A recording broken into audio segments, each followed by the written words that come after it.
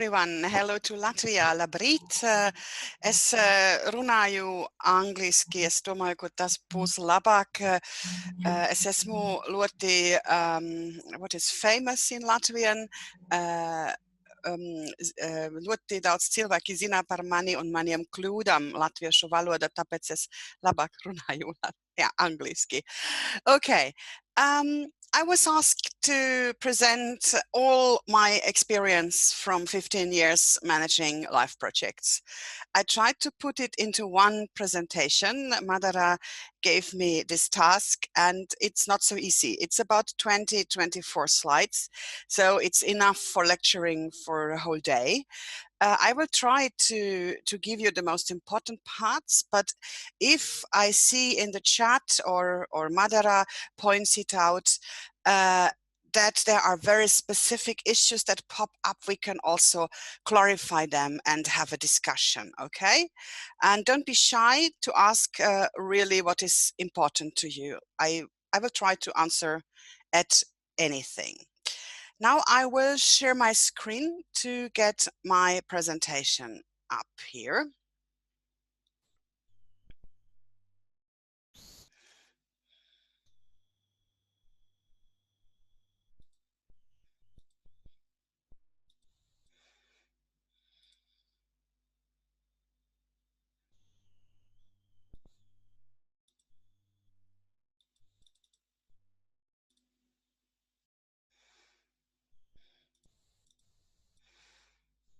But I lost totally the presentation to flip it further. Okay, so managing a life project, how to maneuver between the great flexibility of the life and the life program and its strict rules at the same time. This little guy here in the cloud, this is you. And I hope we will put him or her into a bit more light. Now I don't know why I lost the PowerPoint on my screen.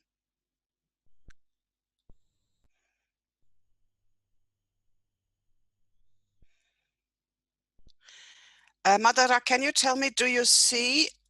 Yes, I do. The presentation mode or the working mode? I think it's the presentation mode. Okay. But I cannot flip back to it. Just a moment. I will once more need to stop sharing somehow.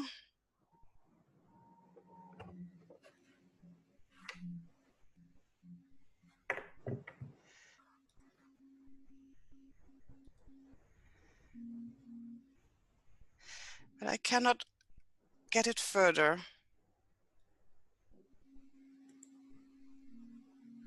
Of course, this is Zoom, so even if we try it out before we start. Yes, and it worked perfectly. Yeah, of course.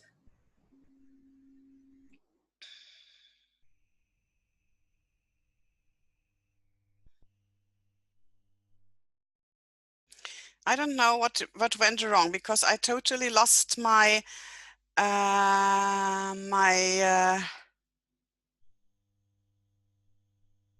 screen picture. Now I am back on this mode.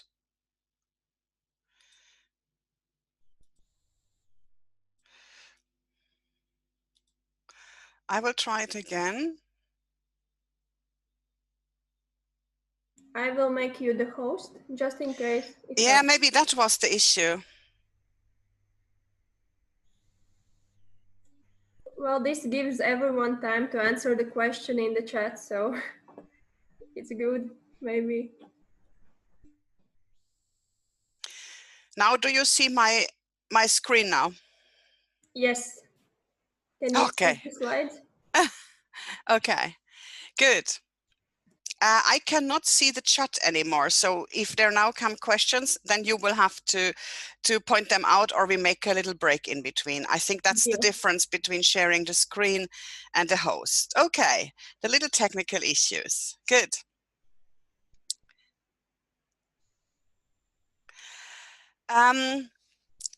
what I will talk about is about live project reporting and evaluation of the reports. So what will you be asked when you are reporting?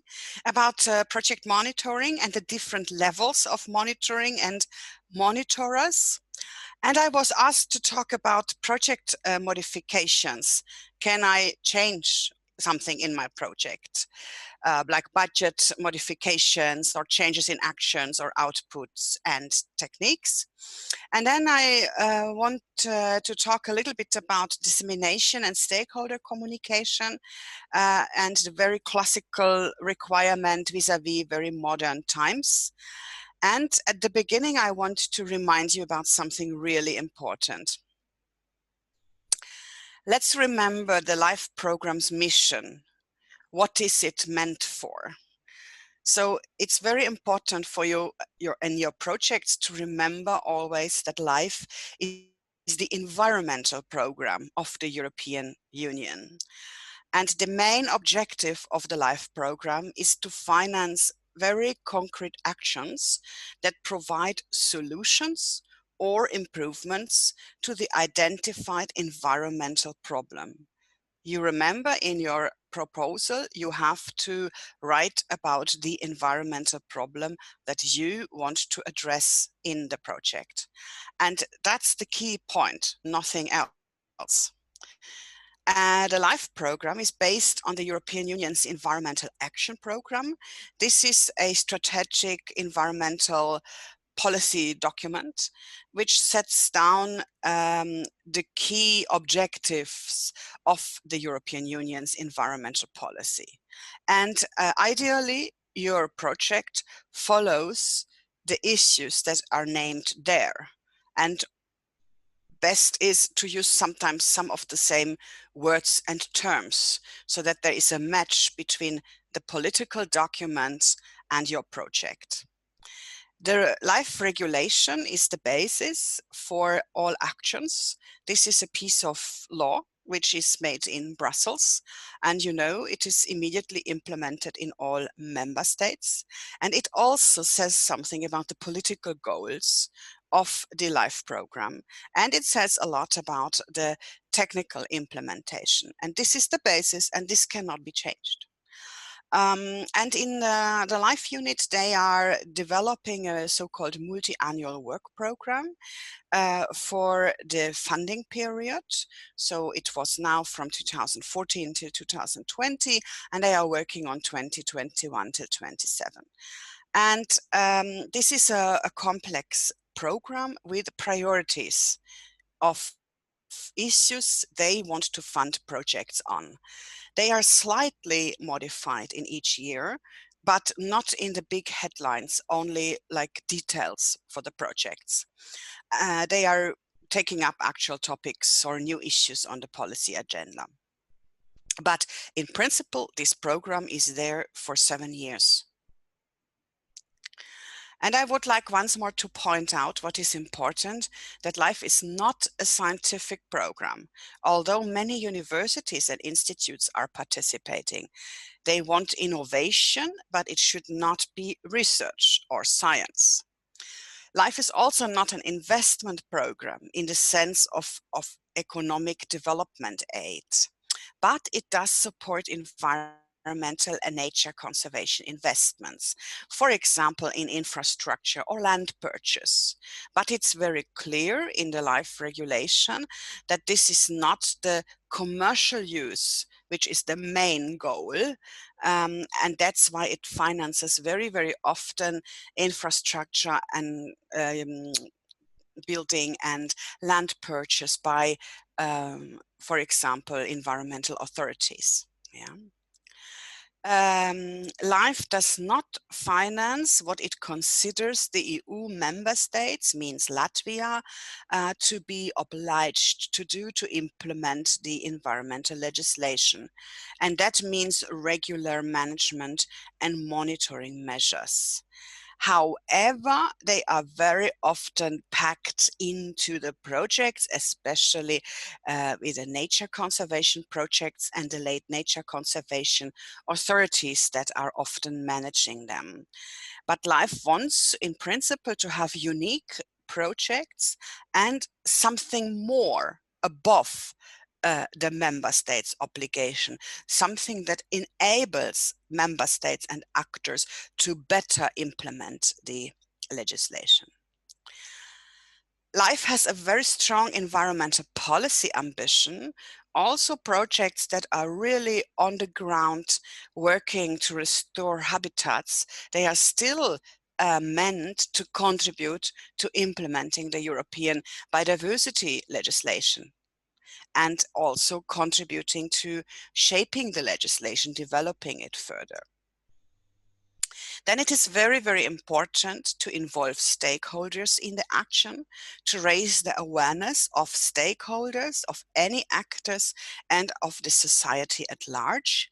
And it's very, very popular to partner between public and private entities. And of course, LIFE wants to have very sustainable projects with their investment, be it small, be it large. They want for many, many years to have the results achieved, which are used further. They want to transfer them to other localities or situations. They want to replicate, that means to do it again and to learn from the projects. Of course, most of projects are not meant in view of being a model or being replicated. We are all writing that into our applications. But I would like to highlight that this is important because at many moments of your project reports and of contact with your monitorer and the European Commission, you will be asked these issues.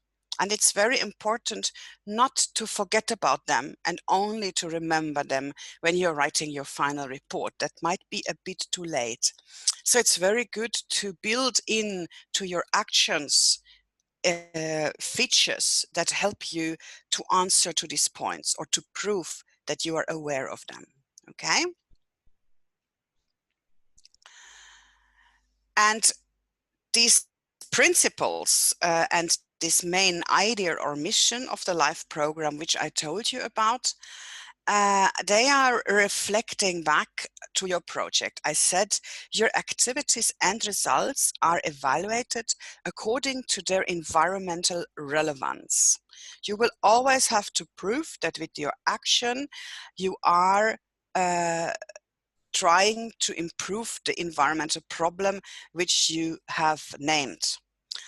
And the LIFE program, in opposite to many other EU funding programs, which you probably know, like Interreg or other programs, LIFE program has an opinion on the content of your project.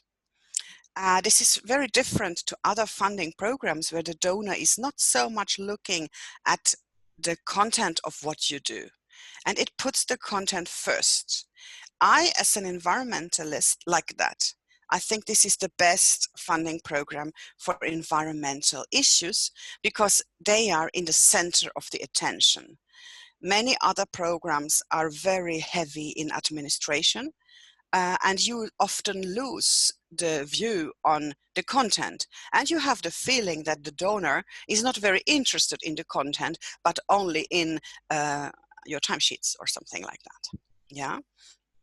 So LIFE has a content opinion, and the projects serve the European Commission and the environmental program or philosophy. So the projects are important not only for you and for Latvia, but they are also very important for the European Commission, the environmental department, to prove that they are implementing their policy correctly according to their goals. Then there is one aspect which we have been discussing for many, many years, decades in Latvia, when we think about how to win LIFE projects, especially environmental technology projects. They should be innovative, but innovative from the perspective of LIFE does not mean that it is new for Latvia, but that this is innovative in terms of research or science for Europe, from a European perspective. It has been very difficult in the first years after accession to the European Union, in the first decade, let's say, of life implementation in Latvia, to catch up with innovation in Europe. But I hope that meanwhile, this is not anymore such an issue. But still, innovation does not mean this hasn't been done in Latvia. So that you have really to be clear about. Then I would like to highlight that it's very, very important for LIFE to promote the project, to distribute and disseminate the findings, results, to get in contacts. And that's what they are also checking very frequently. And then there is a famous principle which is called best value for money. And LIFE does not only understanding this on its administrative level, so what is the best you can get in a contract or in a tender, but they also want or judge your project as, does it provide best value for money? If you invest 5 million euro for fencing one forest piece to protect a golden eagle, then it's the question of, this is really best value for money. And that you will have to explain them, that you do your measures. Yes, they are costly, but they have a very high value at European scale and at national scale. And then the grant agreement and the project description, so the proposal, what you prepare, is the basis of your contract between the European Commission, the agency for implementation of the project, EASME, and you implementing the project. But still, this is indicative.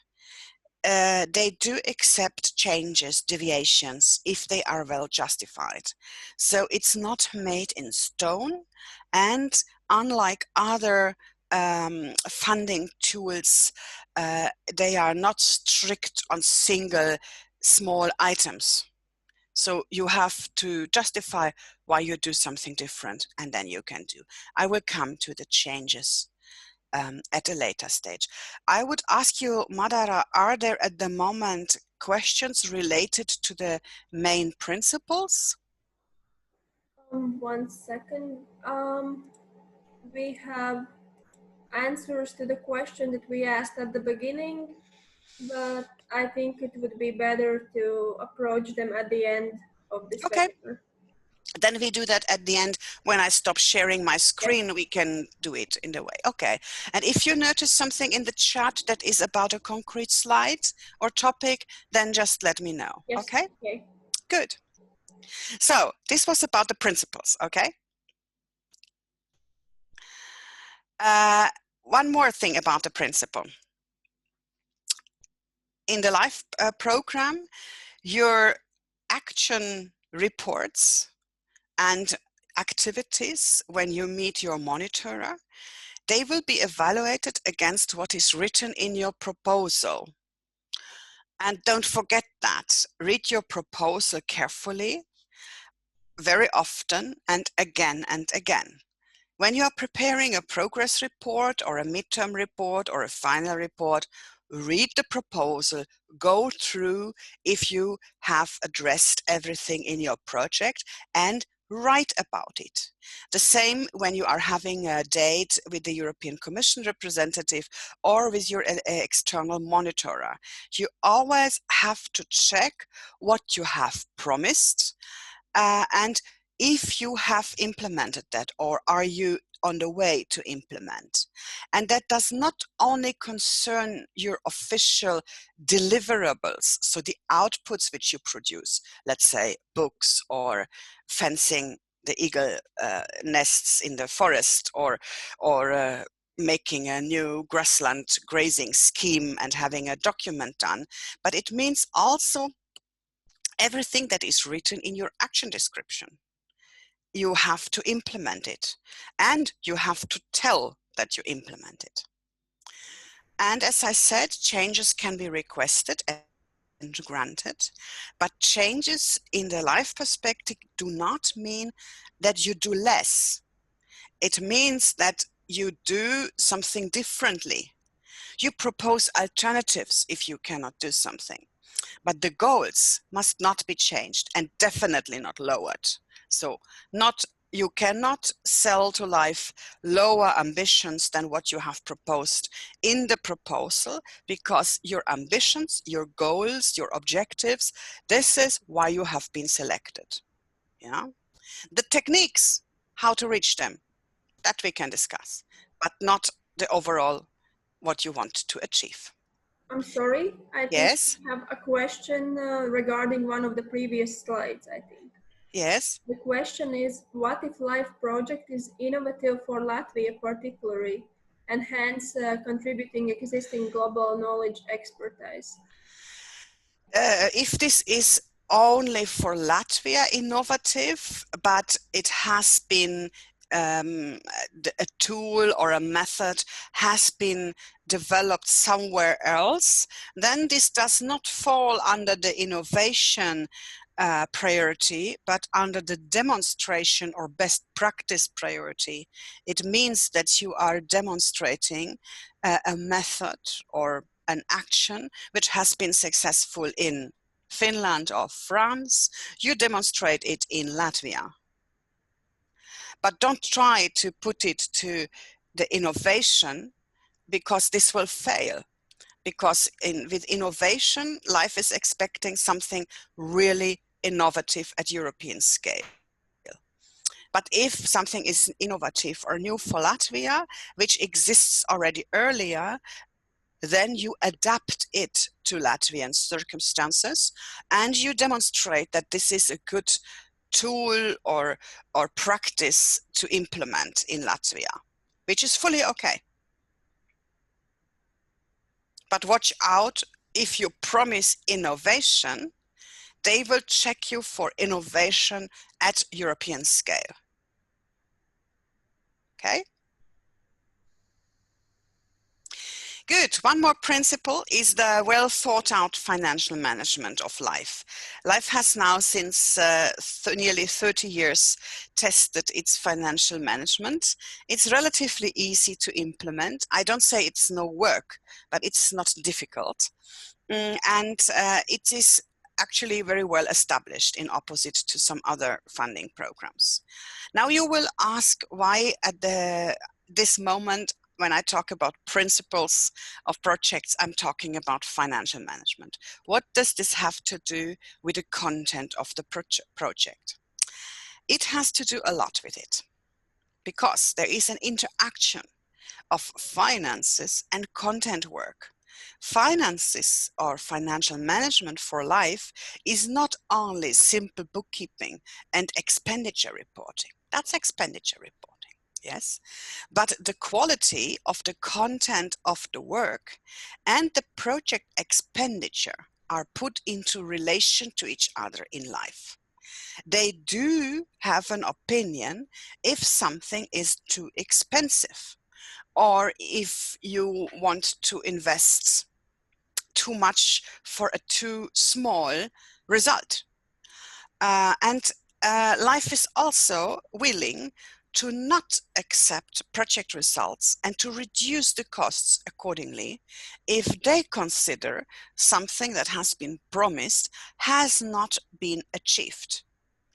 And they do it at the end of the project. So when you have finished your projects, when all your costs, everything has been reported, and when they are evaluating your report, then they come sometimes up with saying this is not okay.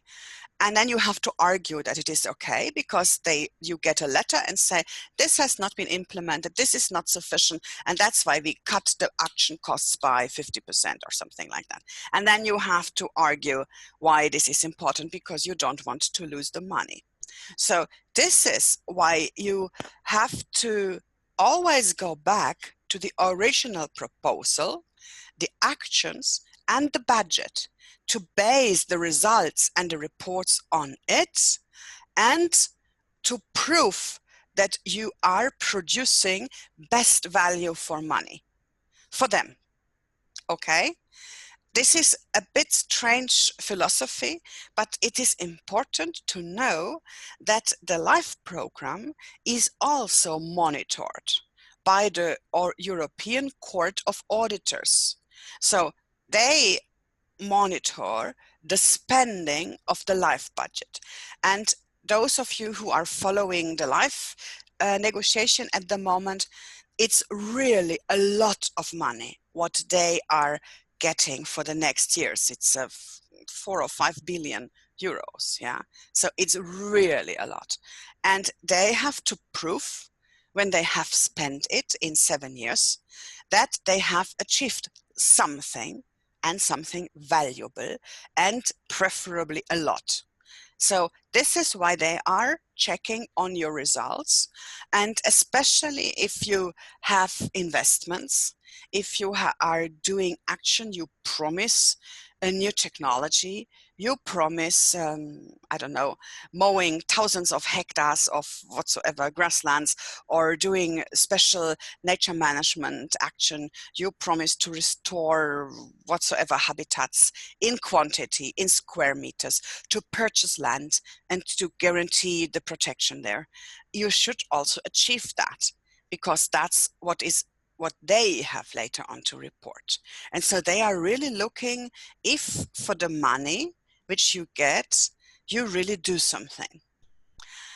But it can be that there are obstacles, and you are, especially when you are promising results in nature, it can be that there are some natural obstacles, or like, I don't know, weather conditions are so bad that you cannot do this and this. Yeah.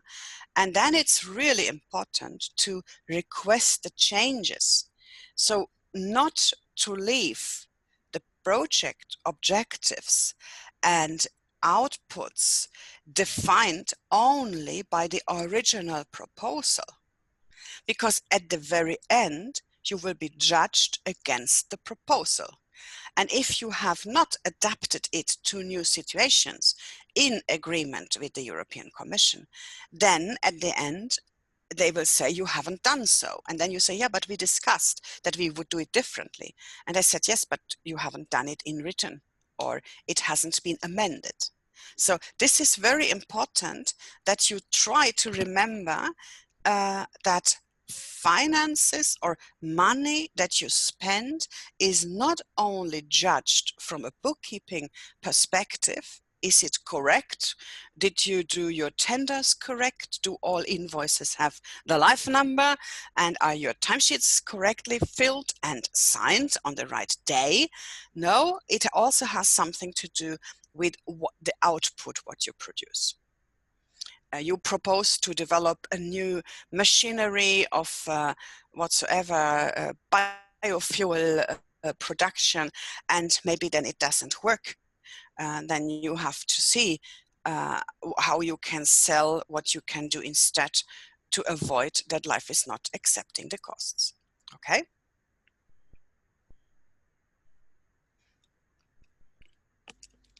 We are already a little bit talking about changing something. So the principles which I explained to you are always like referring back to your proposal. But what do we do if something is not happening as planned? Which is normal, because you are writing a project, you have a 1-year application process. Maybe you have to apply it even twice. If you don't succeed the first time, then it's already 2 years. Then you start a project, and then you have 3, 4, 5 years of implementation. That's a very long time, and something can happen. And there are possibilities to make a grant agreement modification, and even several times. Yes. What can be changed easily? Anything administrative. So it happens that legal entities are changing, institutions are undergoing administrative change, especially when the project partners are public institutions or even municipalities. as far as I have been in Latvia, there are municipality reforms every 5 years, and then you have different shapes of municipalities, and logically also the partner legal entity is changing, or you are merging some institutes or some institutions, or yeah, somebody changes the address. Yeah, these are administrative changes, and they are simple, but they must be done. It's still a contractual change. It can be that the partner drops out because he or she is bankrupting or cannot do it anymore, or was so small and all stuff is going on parental leave, or leaves the organization or whatsoever. This can be, and it happens in life projects, also in excellent life projects, that there is a partner who drops out, which is okay if you still can fulfill the objectives and present to life a solution. If either you have another partner who will do exactly the same, then there is a swift change between the one and the other partner, and they do the same activities, maybe a bit modified. They take over the budget, no problem. Or another partner from the existing consortium takes over the actions and the budget. If it drops out and the partner disappears and all the activities what he were supposed to do disappear, then you have really seriously to think if you still reach your objectives by this one partner and his activities and actions and deliverables dropping out. And this is already not so easy, because you are choosing a partner because he will produce something valuable in the project, and because his results and deliverables are a very important part of the project. This is why this partner is in. So you cannot sell to the European Commission, oh, he was not so important, we just forget about everything and just don't do it. So there you need really to find good solutions, what you do with his tasks. But it is negotiable and you can find creative solutions. Then any technical modification. Oh, and sorry, my cat I have a guest cat and it's very loud. I hope it's not screaming too loudly into the microphone. He's an old cat guy. Anyway, any technical modification for reaching your objectives is accepted. And technical means that you said you will do mowing of grasslands, but this is not possible because somehow something is not okay with the mowing machinery, so you will graze it instead. It's a technique, cows versus tractor. You can also use other changes and say, oh, we have now in COVID-19, we cannot make stakeholder events. We do it virtually and we produce videos instead of seminars. And we do have different costs. We need headphones and Zoom license and live streaming services instead of coffee breaks and seminar venue. Or this is a very simple example. Or we don't produce books anymore and make long films because it's not fashioned anymore. We will do short YouTube videos instead, and they will be 20 videos of 1 minute instead of one huge project film. And we can broadcast it better and reach more audience and something. So these are technical changes, which are usually accepted. Of course, you should describe them very well. You should calculate different costs and refer to them, especially if there is a new budget, different cost items. And you must always say that your changes are not having negative impact on reaching the objective. So you must show that this is a good alternative.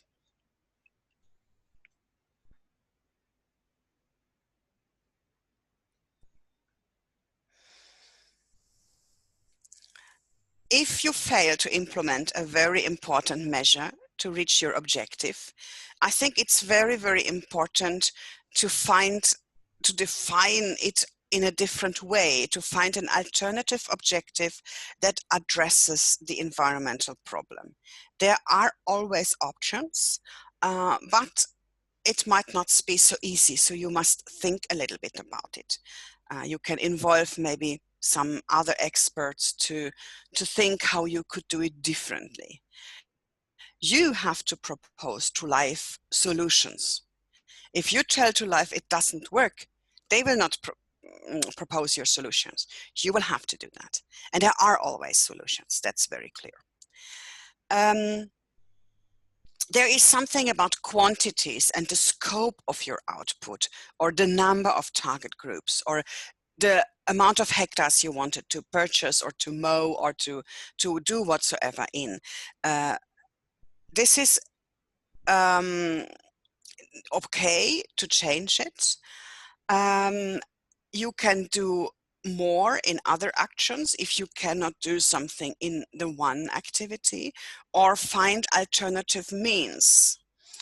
If you downsize the ambition, for example, many projects now in this year have problems to reach their target groups. No matter if they are nature projects or transport projects or whatsoever projects, it's very, very difficult to reach target groups in industry and in administration. For example, a lot of sustainable transport projects have problems to measure, to do transport surveys, because simply there are not so many cars and pedestrians and cyclists and public transports on the streets, because people are more at home. So the figures are totally different. And if this is your final project year, or the core year on which you depend for making certain models, you definitely have a problem. So you must somehow try to find alternatives for the quantities you have promised you want to reach, and for data work or surveys or modeling what you wanted to do. And it's very important if you downsize your ambitions and say, okay, we will work with less stakeholders. It will be still qualitatively good. We will do qualitative interviews instead of quantitative surveys, but you will have to agree that with a live program. And it's very important that you do that in advance and not only by your final report. Because if you do it only by sending final report and said, oh, we have questioned only 10, but we did it more intensive instead of 100 or 1,000, then they will say you have lowered your ambition without agreeing with us. Yeah, don't do that.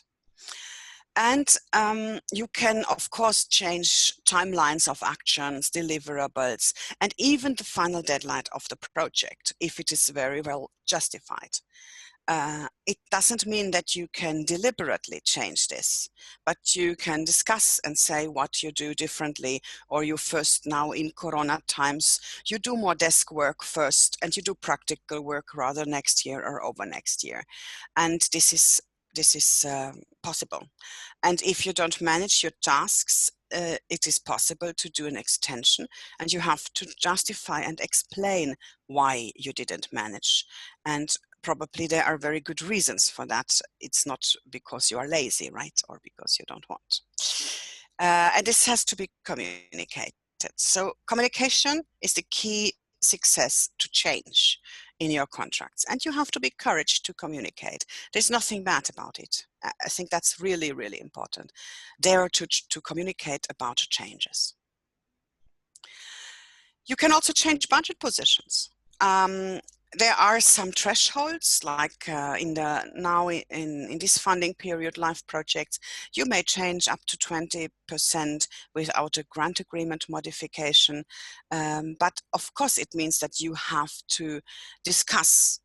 For example, you want to shift between personnel costs and external assistance. You cannot manage certain tasks by staff. You want to take a consulting company, or the other way around. You had planned some surveys or some studies to do by externals, and you want to do them in-house. These are usually quite large positions, so you need to see if it doesn't hit the threshold of this 20%. And if it does, then you have to make a budget change. If it does not, you need to notify and to explain it. Yes. And if you do a budget change, so if you need 30% more personnel costs and you reduce the same amount of external assistance, you do a budget modification with the grant agreement modification, and then the threshold of 20% counts again on the new budget, not on the old budget. Of course, the LIFE program does not want you to modify the budget, because this is a bigger grant agreement modification than if you change the legal entity of your partner. But it's very, very important that you try to find out how much is the danger, how high is the danger, the probability that you reach these 20% thresholds. And if you think that, okay, 15% and by end of the project, nobody will need more personnel, this will be fine, then don't do a budget modification. But if you think that also some other partners could need some more staff, then do the modification. Better to do some efforts in modifying than later not to have costs eligible if you hit the 20% threshold. Okay. It can be that because of modifying some activities, like now in Corona times, you need different cost items which have not been in your budget before. The budget will be checked by the financial evaluators based on what is written in the original budget. And if they don't find such cost positions, they will say it's not eligible because it hasn't been planned. So if you really need new cost items, you need to ask for them in your project reports, in a progress report or in a midterm report. You can apply for that. You can, in the action description, you say, and now we will change this and this and this. We will use another technology, and instead of purchasing a tractor, we will need to purchase I don't know, we will need to contract a service provider that is doing some whatsoever measures on my fields. Yes. You can introduce new cost positions, but of course, you must have enough money for that.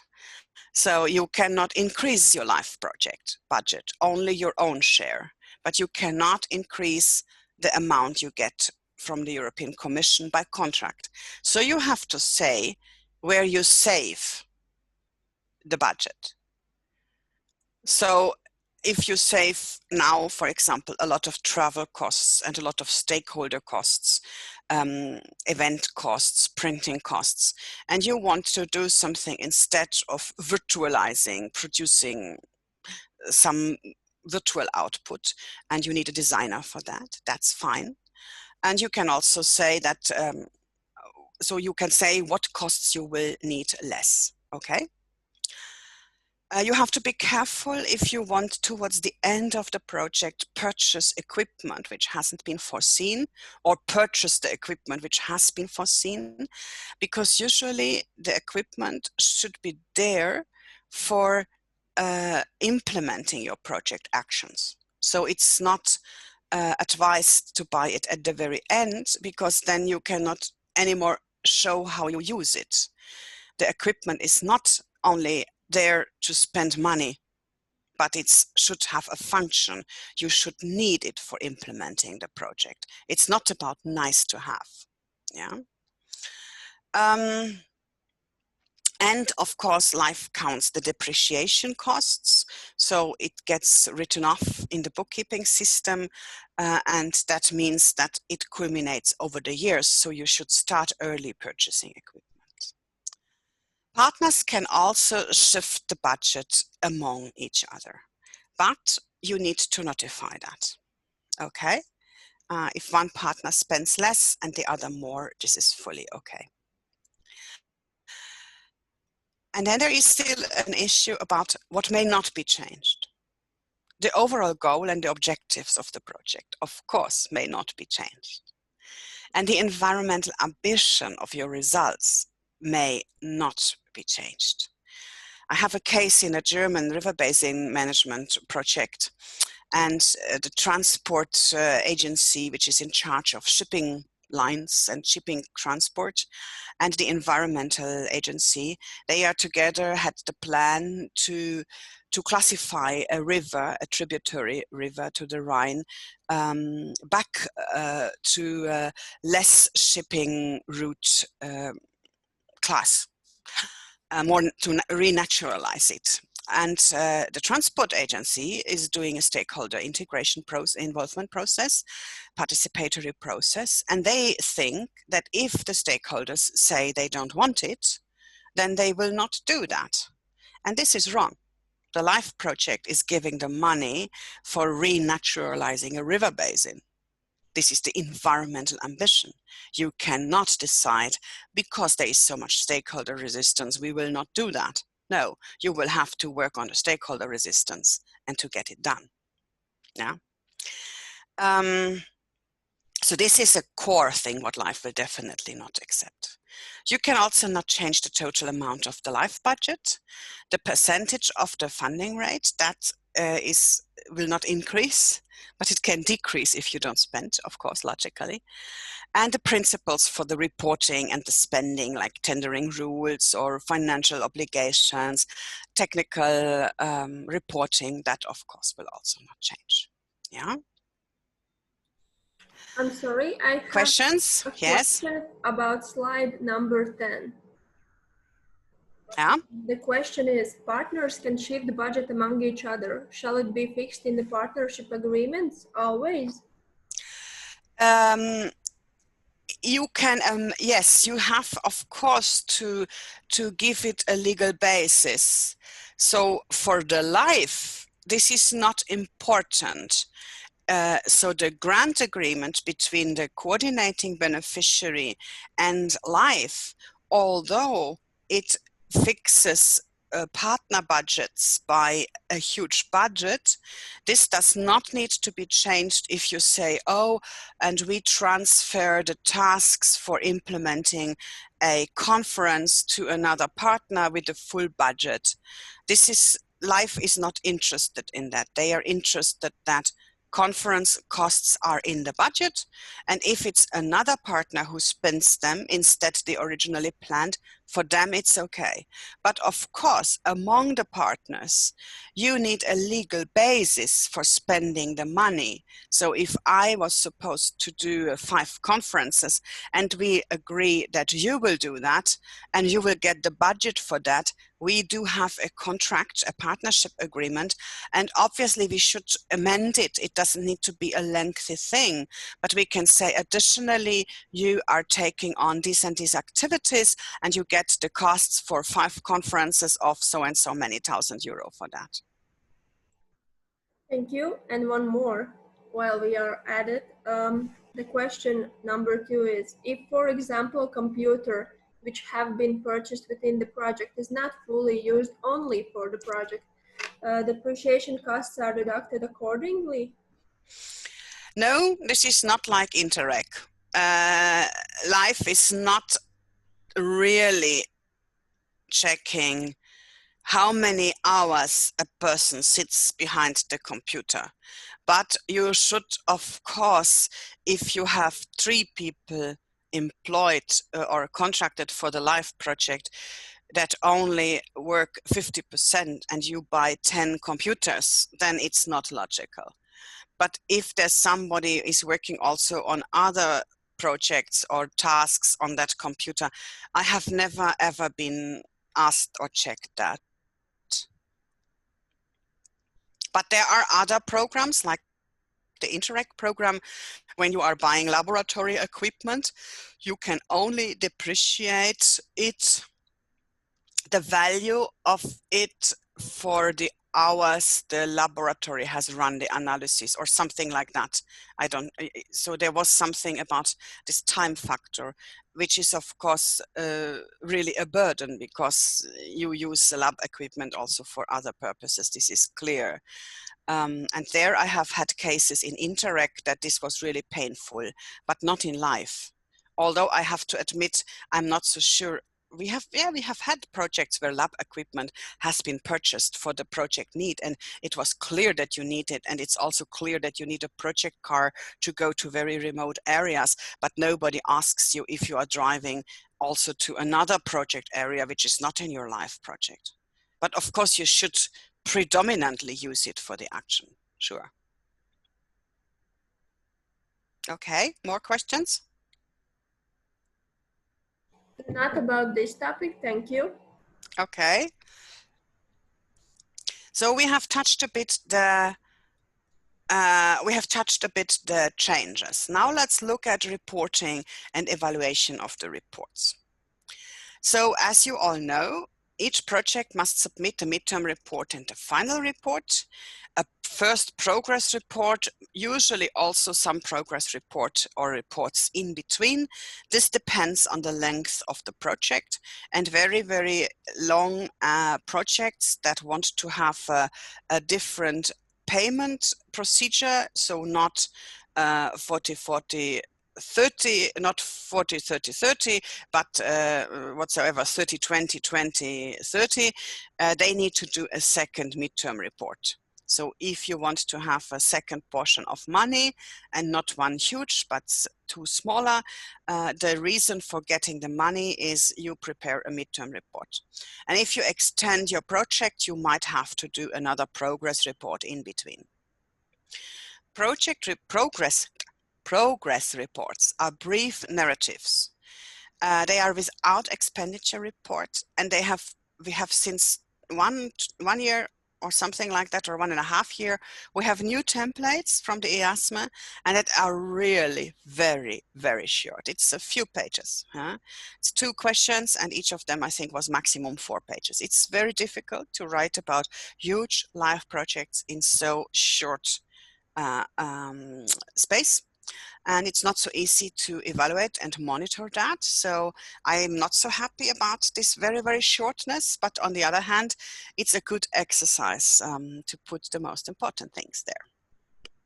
Midterm report and final report are comprehensive documents, and they are following the same template. So what you are asked in the progress report, this is more analytical and brief, and in the midterm report and final report, it's more descriptive, but it also contains analytical chapters.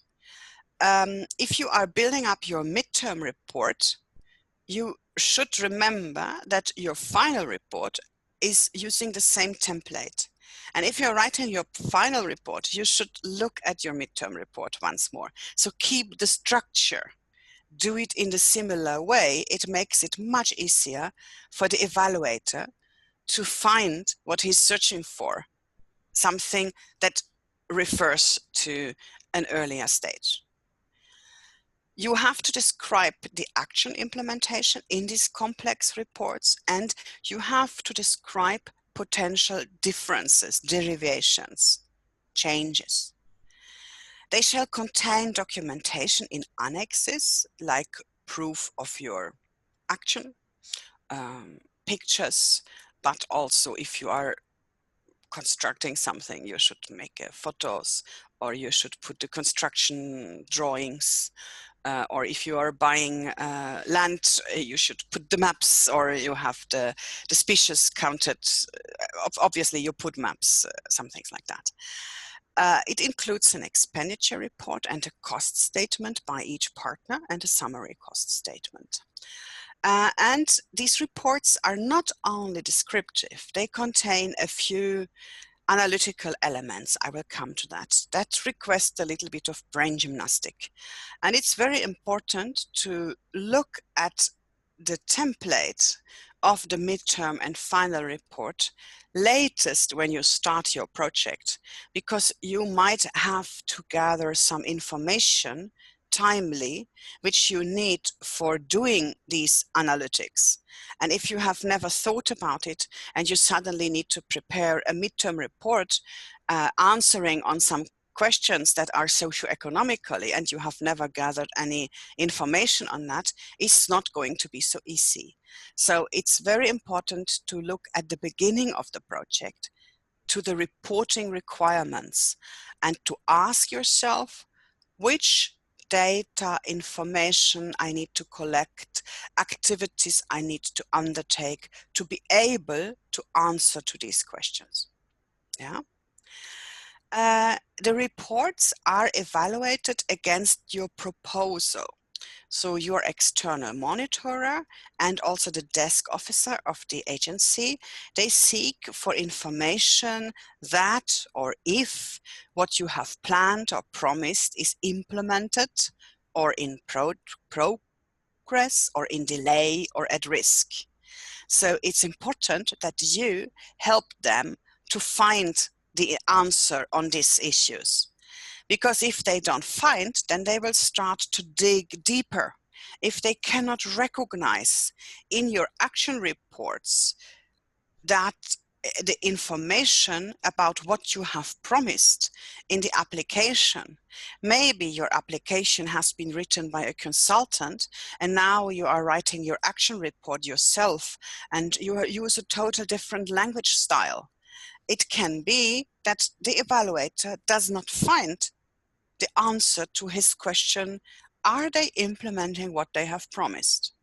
So you need to see always the interlink between your proposal, which is a part of the grant agreement, between what you have described there and what you do and how you do. And if you do that, and if you use, for example, similar terms, headlines, titles of activities, titles of deliverables, you will make it easier for the evaluator to find what they search for, and you will also spend less time on ping-ponging clarification questions on your report because they find what they look for. Yeah, and imagine they are monitoring a lot of projects. The external monitoring team and of course the desk officer in the environmental agency, in the EASMA agency. They see a lot of projects. They cannot remember everything from each single project. So it's important to help them. And yes, they do have tick boxes when they check the project. So you should make them helping that they find what they look for. When we talk about project monitoring, we have different levels of monitoring. We do have the content monitoring, that's the indicator-based monitoring of impacts and performances. We have our internal project progress monitoring. We have a control by the project agency, EASMA. We have an external project monitoring by a contracted consultant from the EASMA contracted. We have a project audit depending on the grant size, and we have a so-called ex post monitoring. This is the monitoring of the project up to 5 years after the project has been finished and the last payment has been done. I will come to that. Monitoring of impacts and performances, I will not go so deep into that. You all have been dealing in your proposals with the so-called key performance indicators, KPIs. This is a set of quantitative indicators related to different areas of environment, which are predefined or partly predefined, where you have to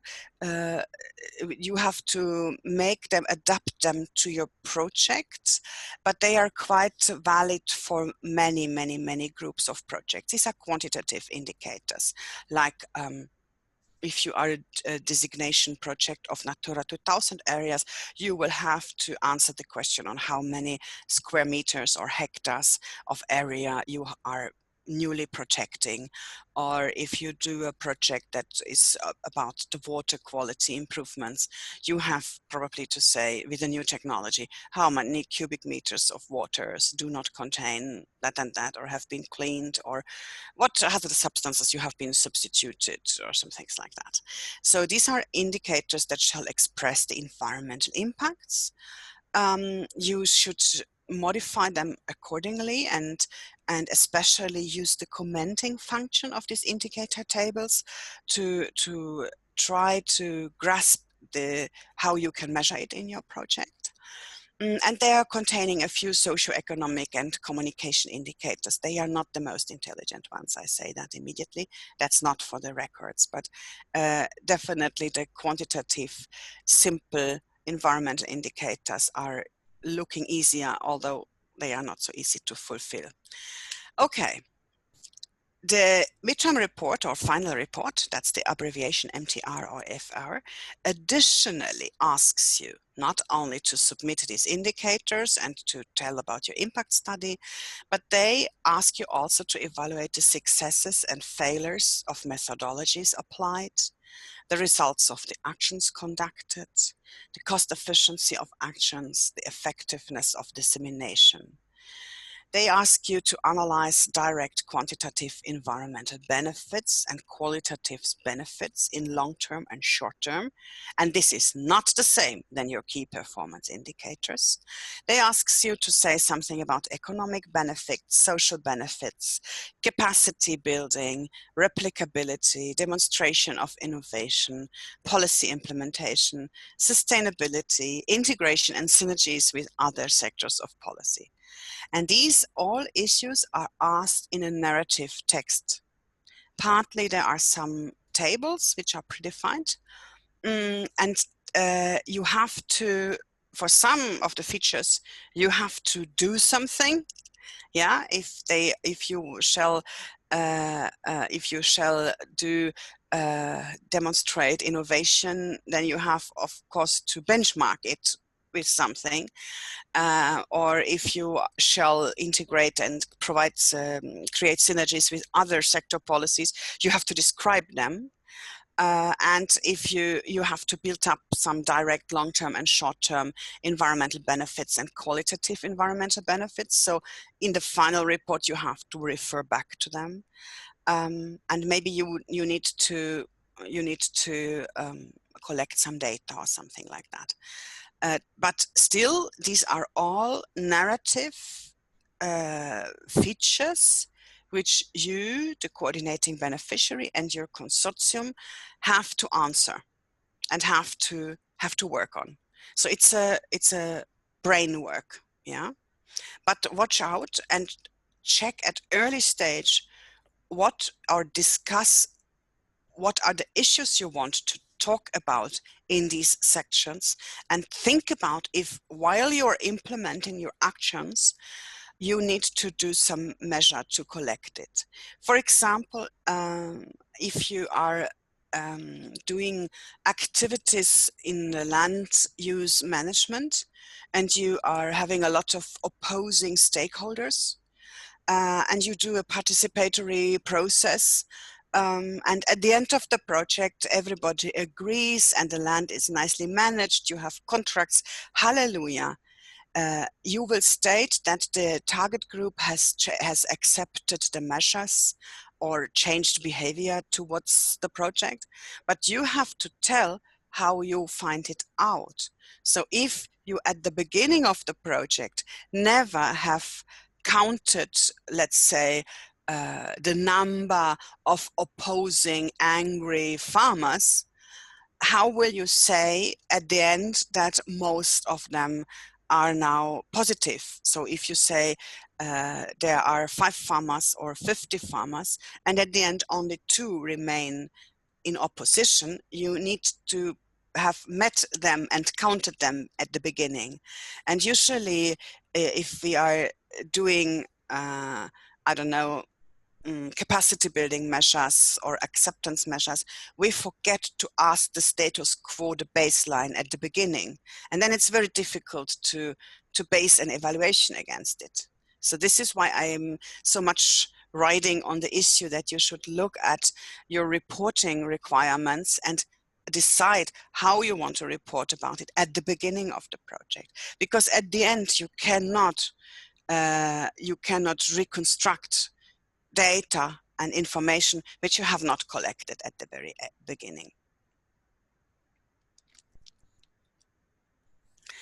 You should do an internal project progress monitoring. This is a good project management practice. You should also have some obligatory actions in your project management package, be it E or F action numbers. You should do a project monitoring, and you should be able to check the progress of action implementation, the state of development of deliverables, and the achievement of results at certain moments.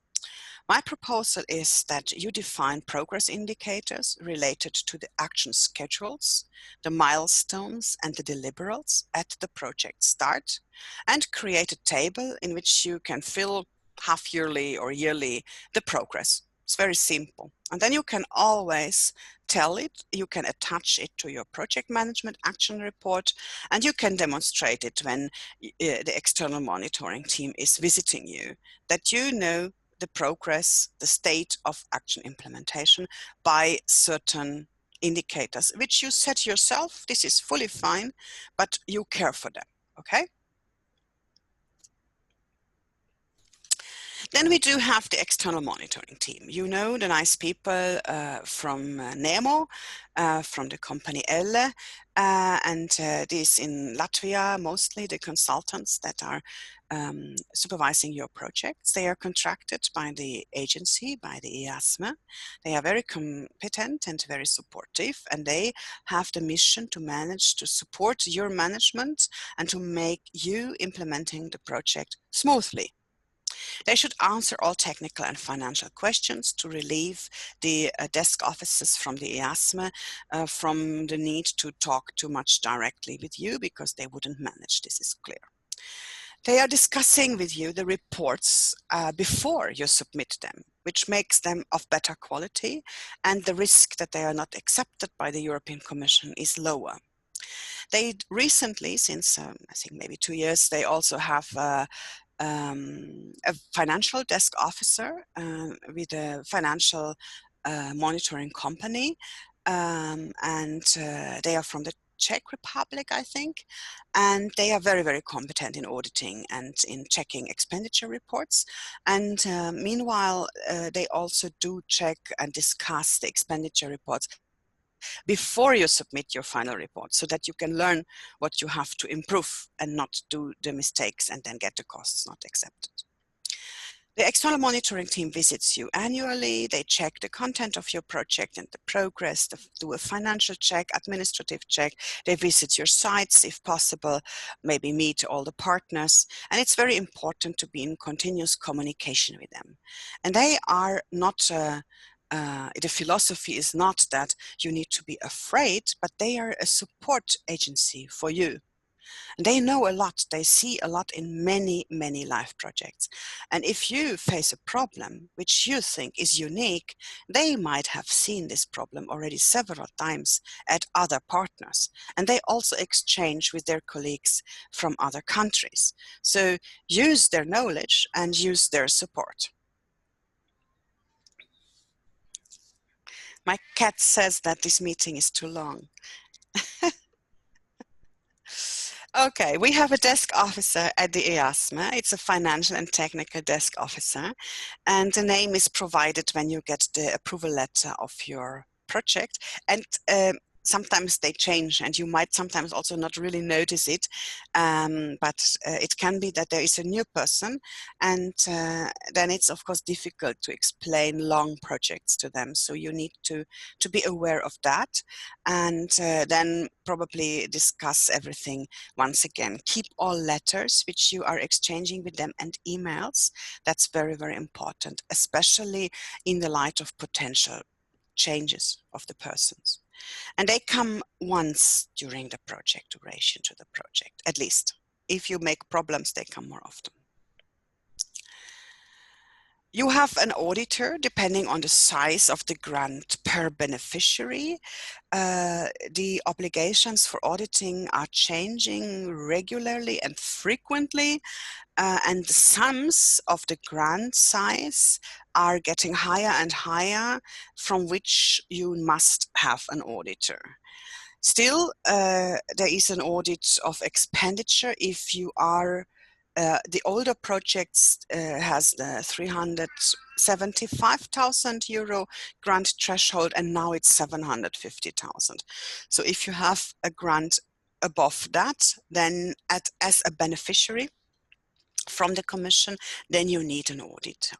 And this auditor is located in your country, most probably at the coordinating beneficiary if you have a multi-country project, and contracted by the coordinating beneficiary. However, if it's a partner which has the highest budget, which is not the coordinating beneficiary, and request an audit, it can also be located with that partner. This project auditor works independently from LIFE. It works to accounting principles of your national accounting rules. He or she has to check figures and documentation to check if they are in line with the legal requirements. They have to check the VAT obligations, the salary payslips, whatsoever, the timesheets. They are not judging on the content of your project. Okay? But they check that the figures are correct, that you keep the bookkeeping standards, the accounting standards, the procurement standards, and that your budget, has been agreed, is spent accordingly. And then there is the famous ex post auditor, who is checking all expenses of all partners after the end of the project and after the final report has been accepted, even the final payment has been made. It can happen 5 years after the project ends. It can also happen that this ex post auditor never appears at you. This is a company, a different company who is doing that, and they are contracted by the EASME, and they have a target of a certain amount. Sorry, this cat is not used that I'm talking not to him. They are having a task to check a certain amount, of projects, and they are doing it by a random selection. They have a certain software by which they select it, and they also have certain principles, like they are of course checking very huge projects. They are checking of course projects with many partners. They are of course checking projects with a new coordinating beneficiary who has never had live projects before. So and then they come, they are gladly announcing that they come to you. They act only at the coordinating beneficiary. They do not go to partners, and they expect the coordinating beneficiary having all documents at his place and being able to answer the questions. They come to your office, they sit there for a few days. It's an adrenaline creating situation. Of course, you can ask at your partners, why was it like this, or why was it like this, and so on. And they are not so much looking at accounting principles like the auditor is looking. They are looking at, let's say, a higher level financial management. It's not only figures. They are not, if you make a typing mistakes, that's not a problem, yeah? But they are looking at documentation of financial decision making, and like the structures or the rules that are set up for external contracts. How are you deciding to take the contractor? Who is deciding? Who has the rights to decide? And where is it written? Does the project manager decide, or the boss of your organization? Yeah. And of course, for many NGOs, This is not so common to put this all into bookkeeping rules or something. But if you are a project manager at an NGO, you manage the project. It's an interesting question if you are in charge of buying a tractor or of doing a large info center equipment. Who's taking the decision for a certain tender, a procurement? You have got 10 offers. And are you allowed to decide up to which level of money? When does the director of your organization or the board or whosoever must be there? And where is it written that it will happen like that? So it's very important at the beginning of your project to make certain financial management rules, so that 5 years after the project you can say to this ex post auditor, so a project manager may decide for sums up to 5,000 euro, and if it is like this and this, our infrastructure, then the board of directors must be involved whatsoever. Yeah, you can decide it. This ex post auditor also looks at contracts, at work contracts. If they are correct, they look at, of course, timesheets and work time issues. They also look at procurement offenses if you're violating procurement, like artificial division of contracts, the so-called salami technique, that you split contracts into smaller pieces to avoid public tendering or something like that. They look at framework contracts, how you select them, are you renewing them?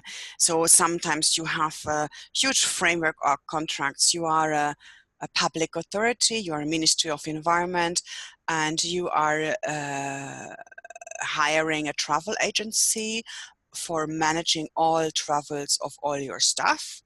And you have made a framework contract with Latvia Tours 5 years ago.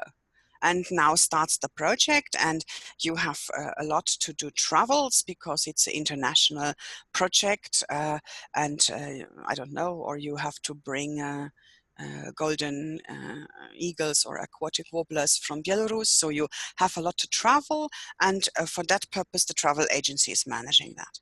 And then the ex post auditor will ask, why you have a framework contract? When was this issued? If it was before the project for other purposes, how long, how old is this contract? Why do you never renew? So it's recommended to renew after 5 years to make a new tender. Maybe it's the friends of and relatives of the minister who always win this framework contract, or who win it once and it's never prolonged. So these questions, they are discussed at that level. They are never discussed beforehand in the project, but they are very painful when they are discussed there and you don't know an answer. Yeah, they are checking conflict of interests. They are checking proposal versus expenditure, deliverables versus costs. Yeah. We have a question about the Yeah. post audit. The question is, how often ex post audit is reducing costs? I don't know. I don't have a monitoring of ex post auditors.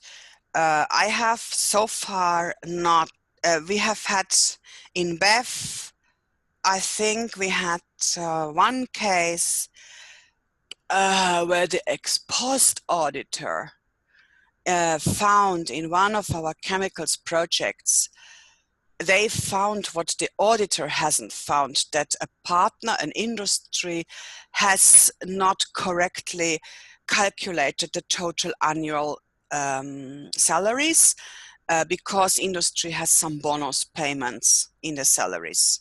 And these have to be taken out from the calculation. And only the ex post auditor found it 5 years after project end. And we had to pay back some, I think, 5,000 euro or something. So, or the relevant partner, yeah. So that was on the level of the salary calculations. And I once talked to an ex post auditor, and she said that salary calculation is the biggest error. The second error is the procurements. So the formalities of procurements, of tendering, of getting offers, of decision, laying down the principle of decision and deciding, making the decision, formalizing the decision whom you take. And but this is not so easy to grasp and say it's not eligible. So indeed the biggest costs where you probably have some payments afterwards is really the salaries. And there are cases where the salaries are, or where there are funds which are not found okay, either already even beforehand. But yes, the ex post auditor, we had the ex post audit of our very first huge life project, which was implemented 2005 to 2009, I think. And the ex post auditor, ex post, what is that one? Or no, it was the Marmoni indicator project. And the ex post auditor was new at that moment, and she was not aware of life rules. And so there were a lot of challenges to our accounting, like ministries, co-financing, is it a revenue of the project, and such kind of if the vacation money, if the vacation leave is you have a total employment costs or you have monthly costs. But that was an issue of different accounting systems and the auditor not being used to that, so we could clarify everything. And we have, in most cases so far, in a lengthy project, we could justify all the costs. But yes, it happens. I don't know how often. More questions? Not for this topic, no. Okay, but watch out. The ex post auditor is something that raises the adrenaline of the management of your organization and the financial management. And the biggest thing what they do is they make you feeling incompetent in managing your organization. So you better do board decisions or management decisions of how you manage your project and put it to the bookkeeping and say, we had an initial internal project starting meeting and we decided like this and this, and travel is calculated and accounted according to the national rules, and employment is like this, and these people work in the project with that and that task. Put it down on a sheet of paper and say, this is our internal project management and financial management rules, and this is a good management practice, and then you have the rules. And they will always ask you, who is deciding that, and where is it written that it is decided? And believe us, our first ex post audit for the huge European NGO operational grant, which we had at Baltic Environmental Forum many years ago, and the ex post auditor was asking, who is defining the salary of the president, and who is deciding about that, and where is it written? We were sweating. This was really something, which we never thought that, you are making contracts and you are putting contracts into figures and you write about salaries, but what is your decision maker level for how high is a salary or how low is a salary? Do you have salary categories? As a public authority, this is very easy. They are somewhere decided. But as a NGO, where is it written? Yeah, so something like that. Okay, I have something more of the principles of checking for the auditors, especially the ex post. They are checking proposal versus implementation. Anybody, also the financial desks at the European Commission, and they are checking in terms of costs and content, especially measures in the implementing actions, mostly called C actions, C or D actions. They are looking at implementation reality versus planned implementation, what is written in the proposal, versus the costs. And then they try to find inconsistencies, or they ask you about Where is it written that it should be done like that? They also are checking anything that is jumping into their eyes, anything that is really special about your project or characteristic for your project, anything that is unusual, they will definitely like to have explained. As I said, the biggest source of errors in life projects is the calculation of personnel costs. And they, of course, are checking all of them, all levels of audits and monitorings. The 2% rule that public institutions must note as their own financing the sum of the permanent staff plus 2%. And that's what they are checking. There is a new tool in the live reporting where this gets checked already at expenditure reporting level. So this is much easier now. It simply flashes red if you don't do correctly. They are checking external contracts and tenders. No matter how much is the sum of the tender, they check the formal correctness, the offers requested, received, selected, project number identified on contracts and invoices. And there are many mistakes and many project numbers and acronyms that are not on invoices. And in principle, all these costs are ineligible. So check your invoices before, put a stamp on it, on everything, on the tiniest bus ticket. Put your own stamp of the project acronym and number, and you are safe. They check management and communications, so internal rules, as I said. They check the decision-making level. They check your website and publications, if this is there and where it is it visible, is it still on the website 5 years after project end. And they check also quantification of target groups, if this was an issue in your project. Yeah. This is about monitoring and checking. Are there more questions? Not for now, thank you. Okay, so I have an interim summary before I go on a different issue. To my mind, LIFE is the most flexible European funding program because it is still supervised and monitored at a very individual level. Other funding programs like Horizon or Interreg are doing that much more automated or template-based and not so project individual. And this makes life very personal. It makes it also very emotional. And it makes it very flexible. It is the only EU funding program.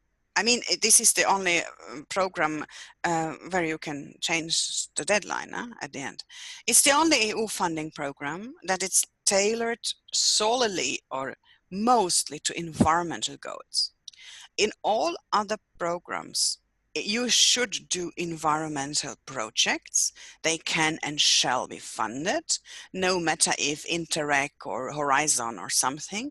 But the main objective of the program is not environmental protection. It is regional cooperation, cross-border cooperation. It is maybe research. It is capacity building and education, or it is rural development or fisheries or agriculture. So they have a different evaluation scheme in which you sometimes have to press your environmental measure. While in the LIFE program, you have the environmental goals of the project, of the program. And so here you don't have an argumentation problem of telling to the program why your environmental measure is important, but you still have to measure it, and you have to lift your environmental measures at a higher European level. Still, this is really an environmental program, and you can do more environmental protection than in any other programs, especially, of course, nature and biodiversity conservation, which doesn't have such great friends as the LIFE program in any other programs. Life is also, to my mind, very up to date in the environmental policy ambitions and the priorities. So the programming documents, the annual calls, the multi-annual work program, they reflect very, very well new developments in EU environmental policy, and they make them getting on the program's agenda. The LIFE program is really well developed at policy and priority level, I would say, much better than many others. But there's always a but. I think the LIFE program is quite conservative, traditional in the application forms, the evaluation, and the reporting files. To my mind, the templates do not fully reflect the new developments in environmental policy, nor the ambitions of the program. Um, the LIFE program templates are very classical. They are pollution abatement project templates. They are based on the 90s when LIFE was financing species and habitat restoration protection projects on areas or sites, and or water purification, uh, some pollution abatement at companies or industries in the pipes, end of the pipes or before the end of the pipes.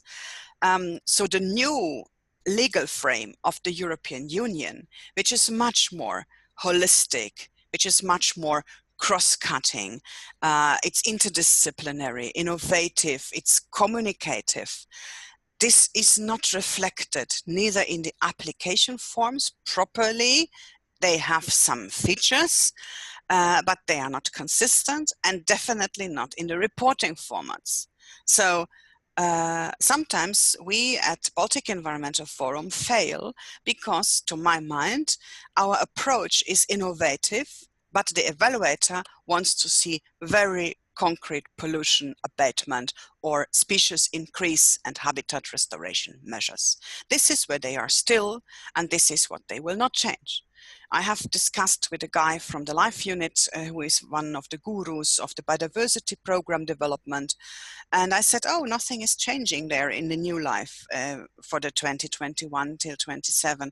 No, he said, why should we in nature and biodiversity change something what is working well? I said, oh, you could integrate a bit better ecosystem service approach thinking and a more holistic way to spatial landscape planning and so on. And he said, no, this is all bullshit of science. It doesn't help improving the biodiversity and the nature. So we want species and habitat restoration, which is nowadays actually not anymore an issue of fencing an eagle nest. There are more issues that play in, but they do not get into the selection and evaluation criteria, which I find a pity, because those who are writing the regulation, they react on these more modern things. Those which are doing the evaluation and selection and the reporting, this is quite conservative. So from time to time, we get a new tables or reporting templates, but the previous ones are not revised. And then you have a kind of, how would you say in Russian, kasha in the reporting, which is a challenge for you to do a good reporting, and you need a lot of thinking. The socioeconomic and sociological aspects or modern communication management are not really reflected there, to my mind. This is very subjective. I would have it like to have it a bit improved, but it's a long process. I permanently comment, of course, and fill always the questionnaires, and I see sometimes also some tracking of my my footprints there, but I think they could do more in that perspective. Others are a bit further. So you have to be creative when you are reporting and writing, and free thinking to fill them, and to try always to imagine that you have to convince this a bit conservative project evaluators. This is about that. If there are no questions, I would like to go to a very last point I wanted to make about communication and dissemination. Is that okay, Madara? Yes, we can move on. Okay. I would like to go on this issue of life and the issue of dissemination and communication. In the very high level project documentation, so the regulation and the multi-annual work program in the recent years, life demands a lot of stakeholder involvement, participatory approaches, behavior change, assessment of social impacts, awareness. It relates to new legal frames. So it's very modern on that level. But it's very, very old-fashioned with regard to the demands for dissemination and communication activities, especially in the life, nature, and biodiversity. I even couldn't find there requirements for measuring social acceptance of measures, which I find very important for nature conservation measures. But it's not there. It's only there for communication projects and for environmental projects. So I hope on the new forms for the new funding period that that's getting a bit more integrated. There are no proper guidance or proper indicators for communication, for reporting or measuring communication and social measures. The only indicator is really, I find it very ridiculous. It's the number of website visitors or the number of participants on events. And there are no proper reporting formats on that, which is very challenging for communication, because they also often are challenging your communication costs and say, why do you need so many PR people in your project? Well, communication is a key issue. I have supported, or I am supporting a large integrated project in Germany, this one with the river. You can imagine the transport agency for the shipment of the river and the environmental agency for renaturalizing it. You could imagine that there are a lot of conflicts. And they have a huge action to develop a model for a strategic communication plan of a declaration of agreement of all stakeholders along that river. This action, it's a 20 million euro project, and this action only has something like 3 or 5 million euro. It's a really communication action, although it's set at a strategic level. At the end, they will sign the declaration of the river. And the only indicator for success they have is the number of participants in events and the visits to the website and the information center. And I was asking them, how will you measure stakeholder acceptance? By telling me at the end how many people participated in workshops or meetings. So, and they said, yeah, but it's written in the guidelines, that's what you should do. And they are right. So I think this is really a problem, and it does not really make projects thinking about it. The notice boards, the famous notice boards in Latvian forests and nice nature areas, you'll find a lot of nice tafeles which tell you about life projects. And this is still the top example for dissemination tools, and they are mandatory, although probably nowadays you reach much more people by social media channels than by erected nature boards, notice boards, although they are really nice and I really like them. But I cannot understand why they are mandatory for all projects, also projects which are not operating at a very concrete site and probably need virtual nature boards better than these physical things. Maybe you have some ideas for being a bit more innovative yourself. I think you also have learned a lot, and times have changed. So I would always encourage you to do that. I would like a little bit to look at how we usually report from life projects. Traditionally, the life projects tend to report about what they do, and they make it public, they disseminate. They make a publication, a brochure, and say what they have done. But it's the own perspective. It's the own perspective from us environmentalists. But the needs for understanding of these environmental measures of the target groups are often not addressed. The proper target group assessment is not there. If you look at advertising company, they would definitely do a target group assessment. We rarely do that. So I think this is really important to understand. As more participatory approaches are demanded to integrate in your life projects by the requirements from the life project, you should do stakeholder involvement. You should get agreements on strategic environmental plans or protected areas or river basin management. So to get acceptance for conservation measures or environmental measures, you need to talk to people. You do not only need to inform them about how many species are there or how polluted is the water.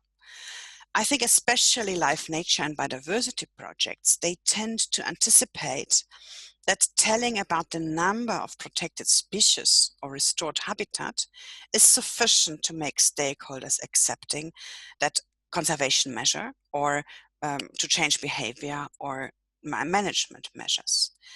And I think this is wrong. The information from your perspective does not grow acceptance nor changes behavior.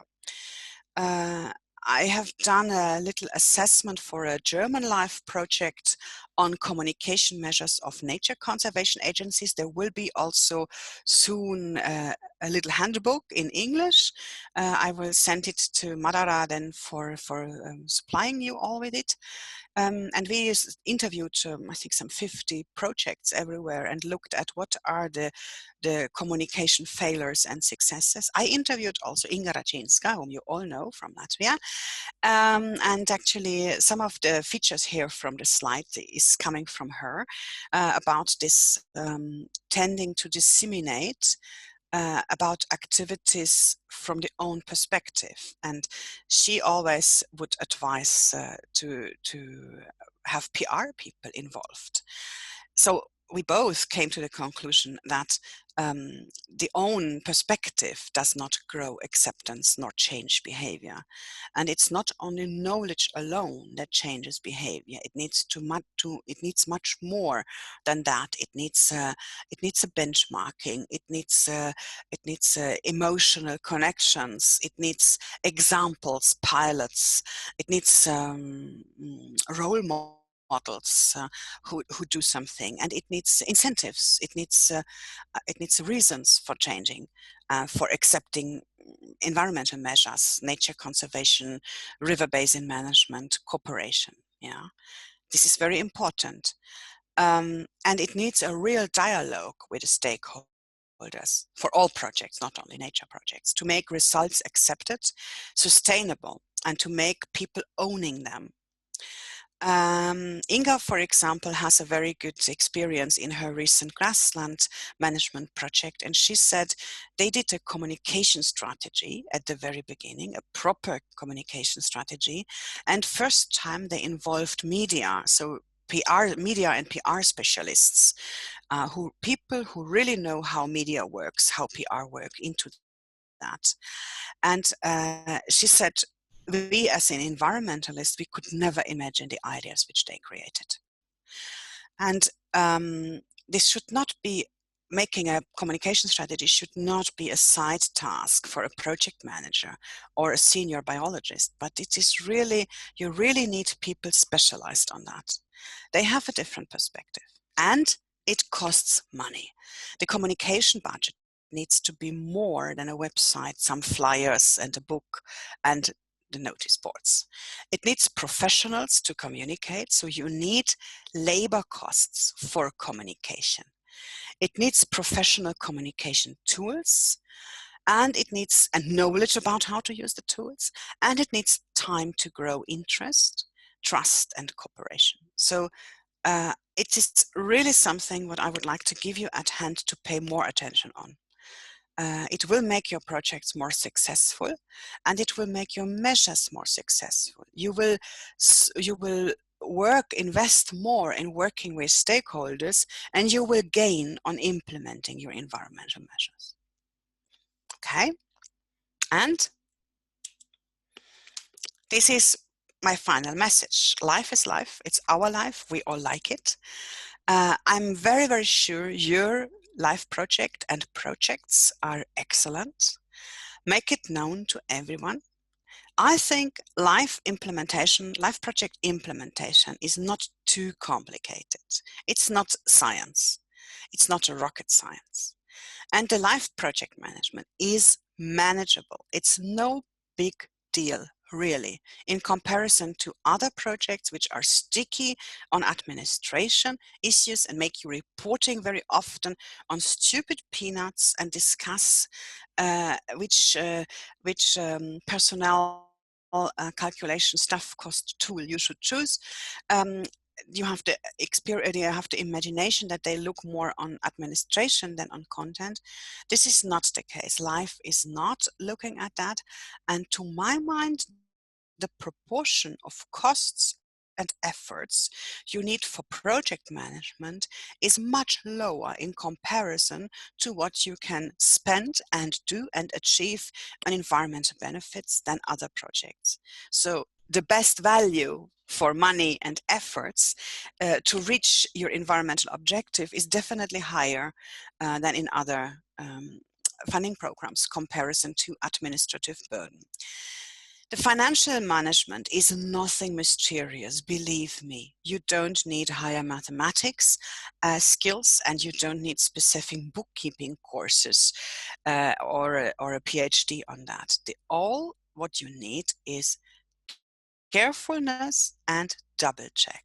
That's all secret. There is nothing more to do. You can do it, and I wish you success with your projects. And I'm open for your questions and concerns and discussions. Thank you. Madara, now it's you. Hello, yes, thank you very much. I think it was very useful, and we do have quite a lot of questions. The thing is, some of them came before you covered the topic, so maybe you already answered, but we can repeat again. Let's start with the answers to the question that we asked at the beginning. First answer about biggest issues is we see that there are problems with implementing one activity. At the moment, we even think if it's possible to cancel this activity. What consequences we could face in this situation? It depends the importance of the activity to achieve your objectives. I don't know what kind is the problem. Maybe you would like to speak up and we solve it, but usually you cancel an activity either because you cannot manage it, somebody dropped out, or you find obstacles, or because you think it doesn't make sense. So if you can prove that it's not needed to achieve your goals, or it doesn't make really sense, then you should have an alternative, that you do something instead. If it is a small activity that is not playing an important role, I see no problem of saying that you save on efforts on that and you do something else more. But you need to offer something else or alternative or solution. You need to be able to say why you need to cancel. If there is a technical obstacle, you can change the technique, or you cannot, I don't know, buy the land. So it's a little bit difficult. You should be more concrete to tell what is the problem. Okay, thank you. We can move on to the next question, I think, from the same person. The question is it possible to change type of organization during the running project? The percent of co-financing in this situation could be re-evaluated. You mean the legal entity, or? Yes, I understand it that way. Yeah, so if you become an NGO instead of being a company, then the Latvian co-financing will change. This is a Latvian situation. There is no problem of changing a legal entity if you are the same people and implement there is a procedure for that. And it happens also that even scientific institutions became in Latvia a part of a state structure, there it happens. Municipalities are merged, so one is not, who had the project is not existing anymore. This is not a problem, yeah. And the co-financing is not a life decision. It's a Latvian decision. So life is not concerned. Life gives you €1 million and 60% of it, and how you get the co-financing is your problem. And if you do it by changing your legal entity, that's not their concern. You just need to tell them that it's an administrative issue and that your organization became a non-profit. And it's this and this name, and it has this registration number, and it takes over all actions and activities and blah, blah, blah, and all these things. But you need to discuss with the Latvian co-financer. Thank you. We also have answer to the first question from Inga Rečinska. She said one of the major issues for us in the project management is how to manage the funding flow at the last stages of the project when there is no more pre-financing from life. And she says, I wish we had some kind of facility that would allow beneficiaries to borrow funds for project implementation at the final stages of life project. Commercial banks do not offer such service, at least not for NGOs.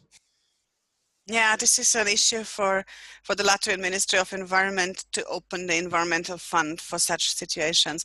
We usually at BEF manage it by having many projects at different times and stages, and we don't have them on different accounts. So the cash flow is managed by having new and new and new projects. So, but that's a big issue, yeah. The next question is, if partner, private organization, transfers activity to other project partner, which is public organization, in amount which was approved in the project, let's say around 10,000 euros, what about the co-financing rate? Will it be as for public organization as they overtake this activity? As I said earlier, LIFE is giving its share to the project as agreed in the grant agreement. So at the moment it's 55% in last year's call, except for biodiversity, and there is a certain percentage of the total budget. This does not change. No matter if you are shifting in between in the partners, the project still gets from LIFE the same proportion, but the Latvian co-financing is differentiating between the legal entities. And this is a Latvian business. LIFE is not interfering in that.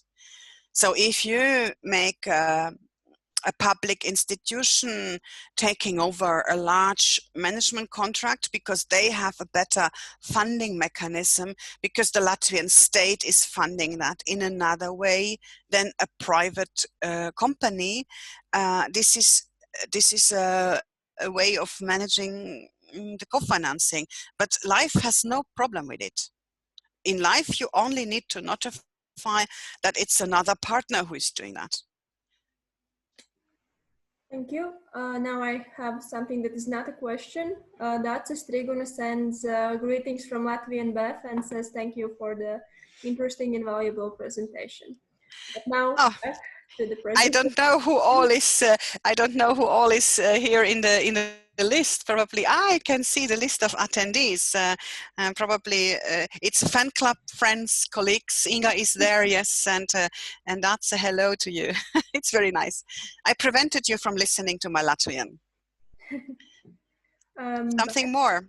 The questions, but we are getting to the end of the questions that we had during the presentation. So if anyone has any more questions, please just write them in the chat. So the next question is, even if it's not about science, can I still include scientific papers to be prepared, published within LIFE project as a part of result activities for scientific audience? Or is it better not to mention it at all? No. This is really, this is very good.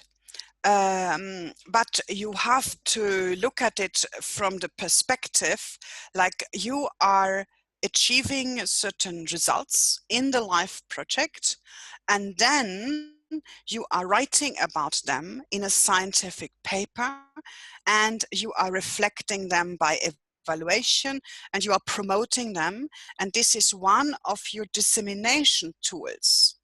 So the science is not the purpose, but it is a way of outreach.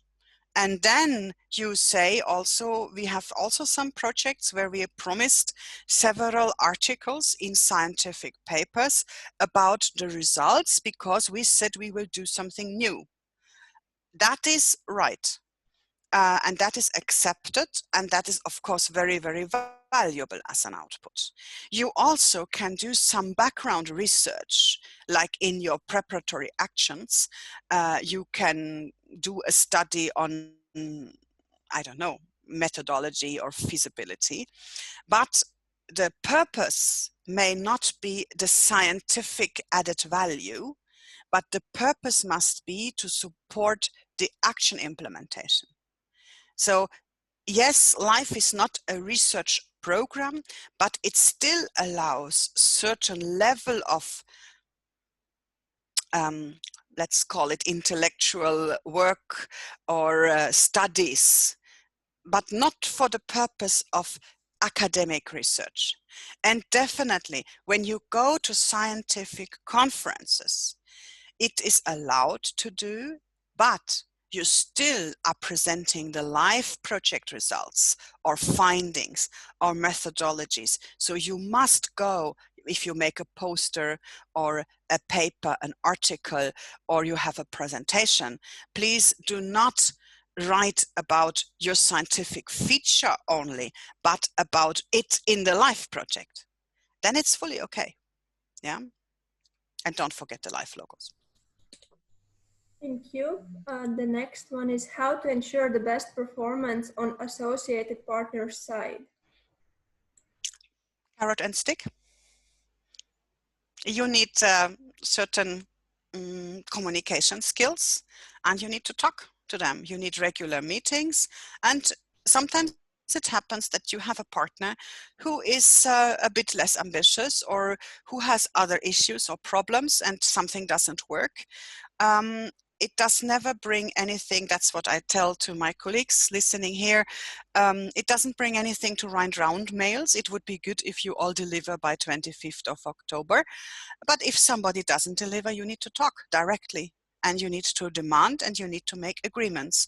And it's very important as a leader, as a lead partner, or as a project manager to know your orchestra. You know each individual person and organization, you know the quality of the performance, you know the managerial skills, you support those who are weaker in it, you let those which are self-confidently with a good result doing what they want to do. You don't need to waste your time on requesting from those which are active to be more active and report you all the time.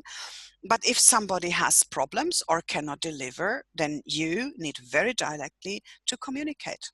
It's all about talking.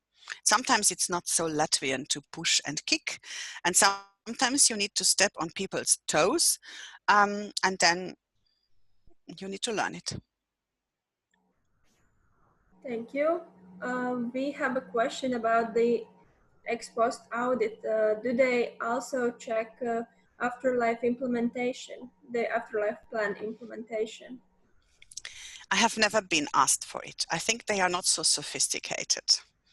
The afterlife implementation plans are something really mystic. I haven't been really asked for the proving the success that an institution is still, I don't know, that Latvian university is still teaching the same courses which they have promised because they were developed in the capacity building action in the frame of our project. I have had several ex post audits, but no, honestly, they have never asked. They have looked if the plan is there. So they look for the output. I have not yet found any answer from the European Commission how they check it.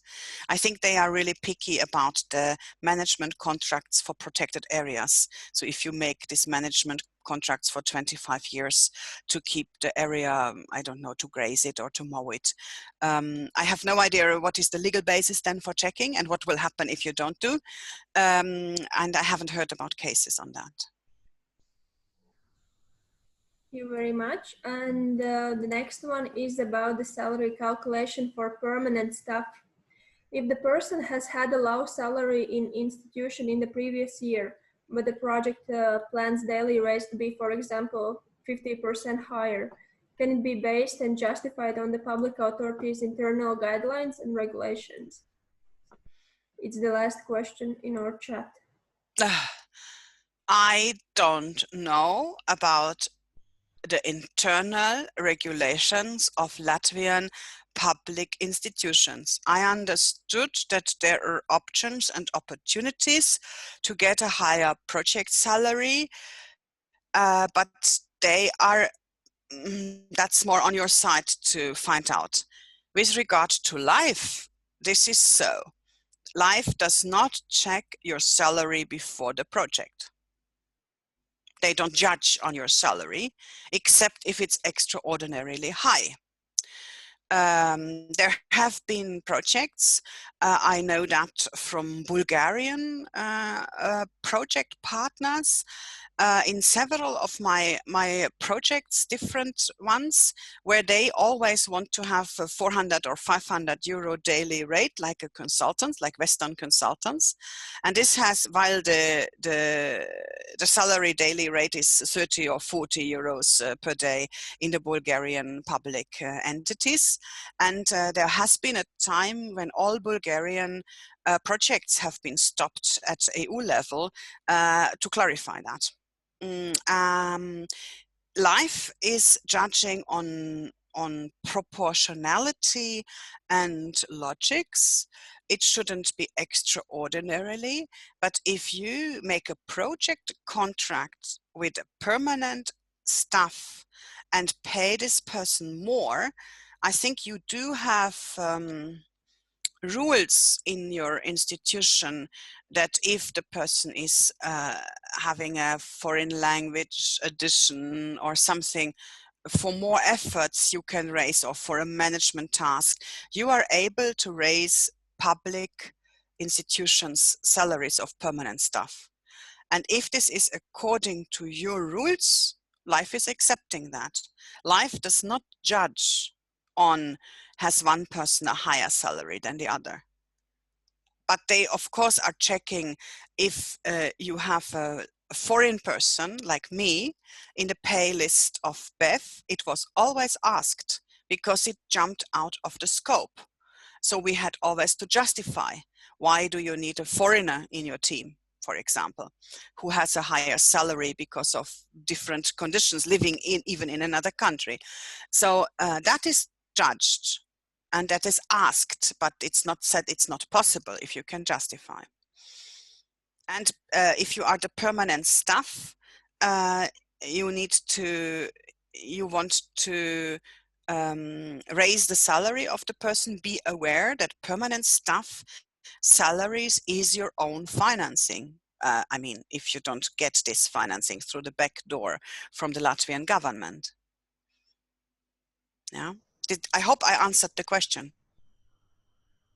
I think so, hopefully. The person who asked the question thinks so too. If not, please write in the chat. But for now, it was the last question that I see. Okay. I think we had a lot and we covered a lot during the presentation. Perhaps that's why there's no more questions at the moment. Does anyone have anything else to ask? It's the last call for the questions. Gunta, who asked the last question, says thanks a lot for the answer. So I think okay. Answered the question. Yes, I am feeling a bit like missing you all from Latvia. I'm sitting in my home office in Hamburg. We are partly facing lockdown again, and we were last week in shifts in our office to have everybody a room, but now it looks like that we again fully go to home offices. Hamburg is in a critical case, but I think you also, Latvian and Lithuanians, have also more cases than in the summer when you were smiling about me coming with my mask to Latvia. Now you will know how it feels, but it's okay, it's manageable. I will probably not be able to come in November to Latvia, although we have a final conference or meeting of our life project Fit for Reach. Would like to invite you all for it. I think, Madara, through you, we will also popularize this event. It will be virtual, and we will try to do it a bit different than classical final conferences, which nobody wants to listen to. We will do a panel discussion with experts, and you will see some really old friends who many of you know, like Andreas Arends, who has been in Latvia many, many years. He will be a part of the panel, and me too. And we will try to moderate a good event. I hope that I could be in Latvia in end of November and see some of you here in the list, but it seems that it's not possible. So double quarantine when coming and going and back and forward and airports, this is, I think, not what I would like to risk at the moment. So I hope to see some of you in the next year. How long is your project still ongoing, the CAP Life Lat? Till 31st of December, so Yeah. just a little bit more. Yes, that's the project which Inga and me wrote. So we are very glad about you implementing it so nicely, and it's really a pleasure to sometimes to be a part of it. Okay. Thank you very much, everybody. Thank you And I very say much. goodbye from Hamburg, and I hope I could contribute something. And if you have questions, just write me an email. Okay? Thank you very much again. It was really useful. Thank you. And stay safe. Goodbye. You too, all of you. Bye-bye.